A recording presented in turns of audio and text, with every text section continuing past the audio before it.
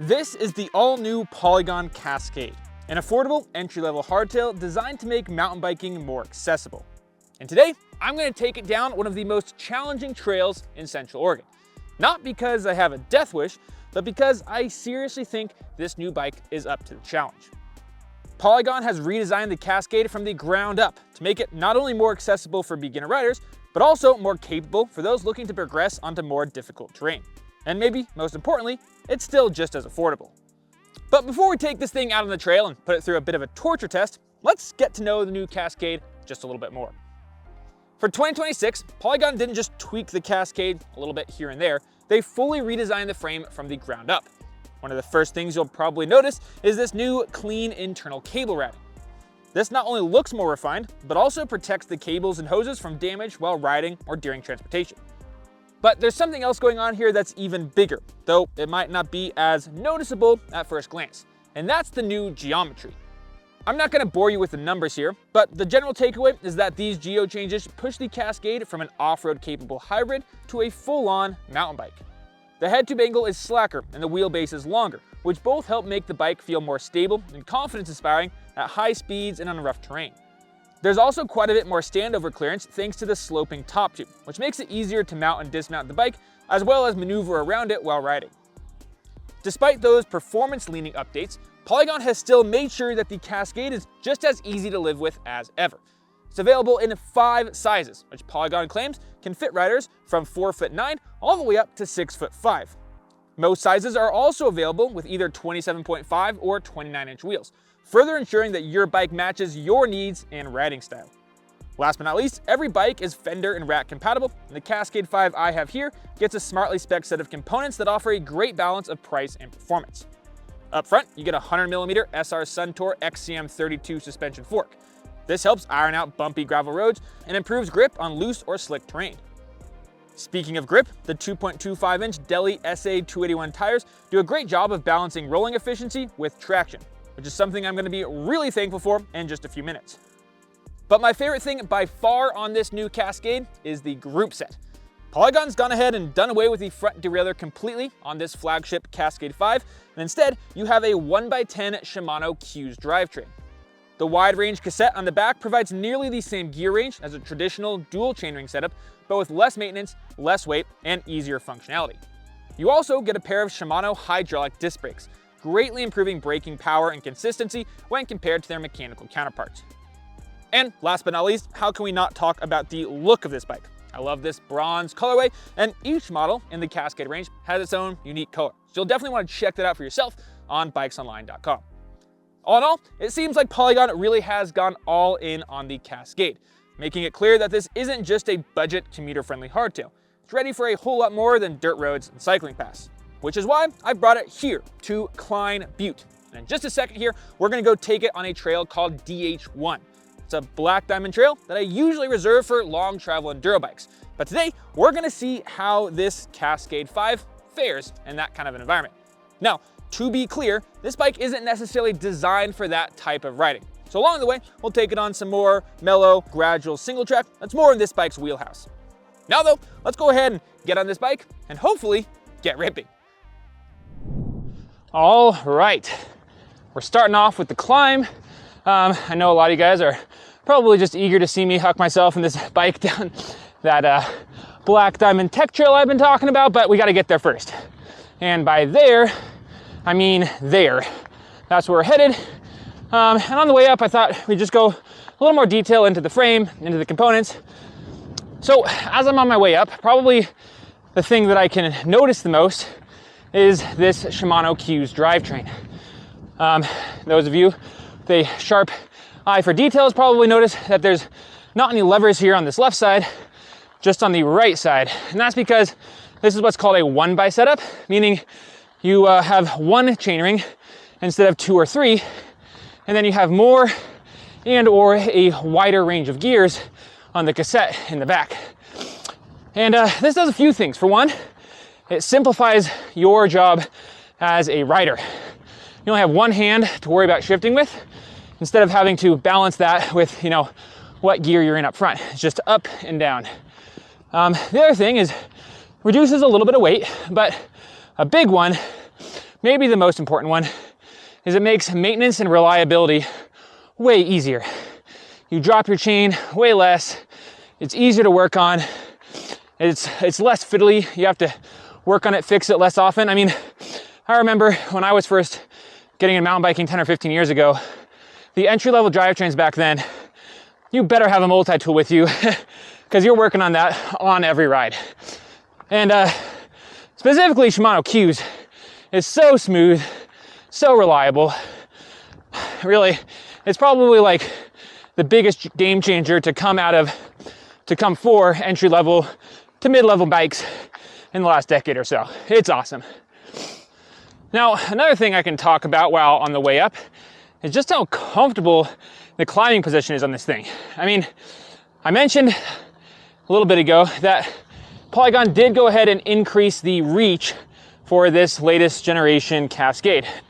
It makes it a lot easier to move around and stay centered over the bike while, you know, on high speeds or technical terrain. There's just kind of more bike to balance on top of. But the downside is that it can sometimes make the seated position a little stretched out, which you don't want. And that's not the case here. Polygon hasn't gone overboard with that. This is still, of course, targeted as, you know, a mountain leaning hybrid bike. It's not a super aggressive race bike. So it's really quite comfortable. But yeah, that's what I can kind of notice on the way up. Now let's go ahead and talk about the way back down and what I anticipate going well and maybe having some difficulty with. Start with the fork.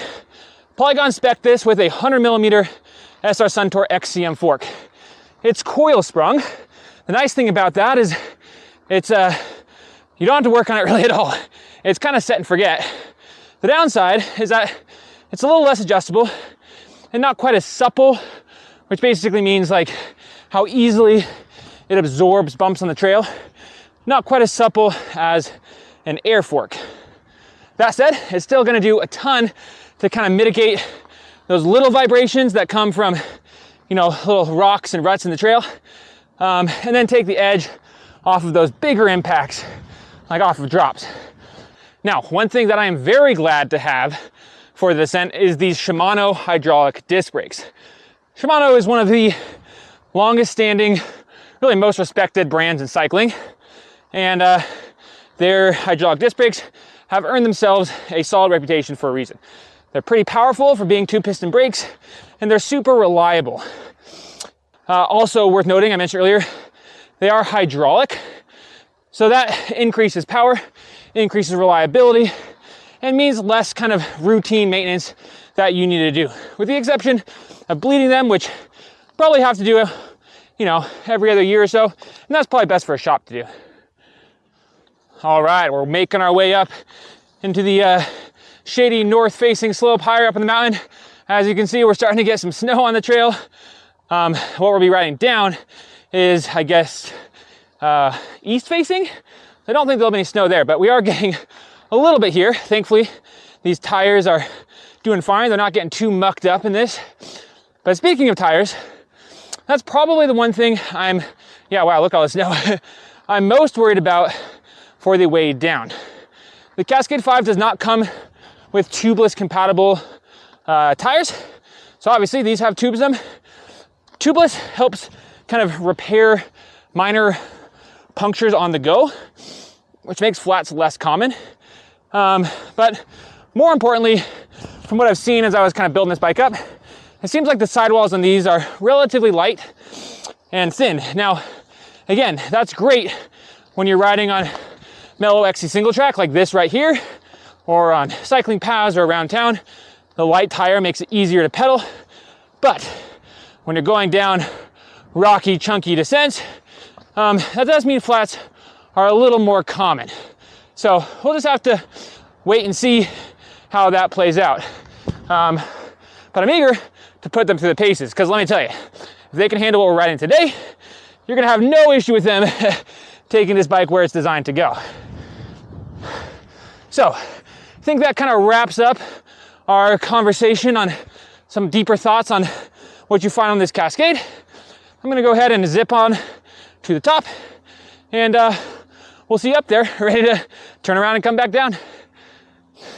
All right, if you look here, hopefully you can see, made it to the top of DH1, heading down that way. Now, one thing this bike does not have is a dropper post. So we're gonna do the old fashioned way, use that quick release, slam the saddle, and yeah, let's go see if we can keep myself and this bike in one piece. All right, dropping in now. We're gonna just take things nice and easy off the get-go. See how this bike handles. Again, this geometry right now, first thing I'm noticing, a little drop here. Oh, see, like on an old school bike, you'd be hanging off the backside. Yeah, sick. Oh, this thing is great. My fears are being erased as I ride. All right, let's let it open up a little bit here. Oh yeah, this is where we could run into a flat with all the rocks and a little higher speed, but so far, so good. Yoo-hoo. Oh, and it's crazy that people think you need to spend 10 times as much for a bike to ride a trail like this, when honestly, like, man, if I just like switched out these tires, you know, maybe put on some more powerful brakes, oh, this thing would be an absolute blast for anyone of most skill levels. Like, yeah, probably beginner rider's gonna have a little more trouble riding this kind of terrain on a bike like this, but man, you learn so much doing it. Oh yeah, and you have so much more fun. Sick. Oh. Boop, boop, boop, boop.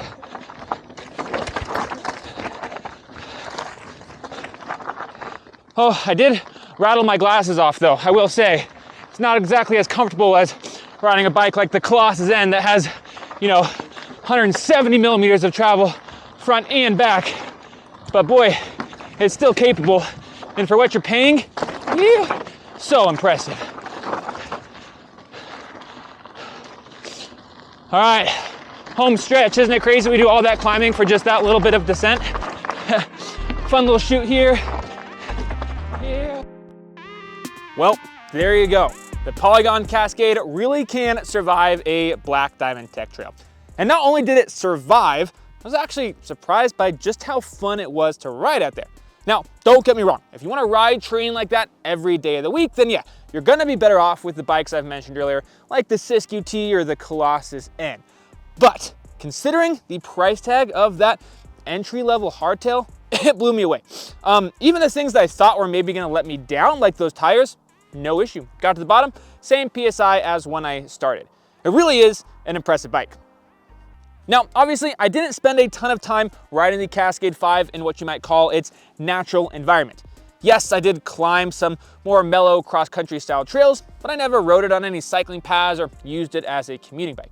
And if you'd like to see more content with the Cascade 5, like, again, something where, say, I set it up for commuting or for long-distance gravel riding, then let me know in the comments.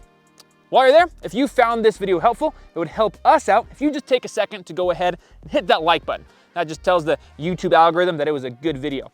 And after you've done that, grab your bike, whatever it is, get out there and get ripping.